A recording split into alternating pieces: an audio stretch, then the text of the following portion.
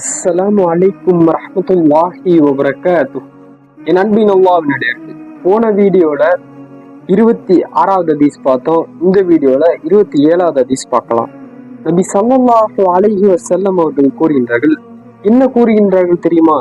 யாருக்கு தனது வாழ்வாதாரம் விசாலமாக்கப்படுவதும் அவருடைய வாழ்நாளில் அபிவிருத்தி செய்யப்படுவதும் மகிழ்ச்சி அளிக்குமோ அவர் தனது உறவுகளை சேர்த்து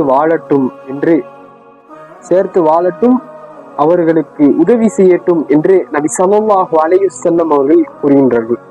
அறிவிப்பாளர் அனஸ் இப்னு மாலிக் ரலியல்லாஹு அன்ஹு அவர்கள் அறிவிக்கின்றார்கள்.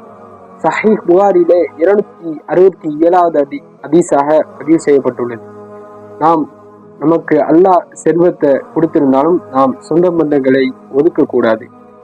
உறவுகளை சேர்த்து வாழுங்கள். பிறகு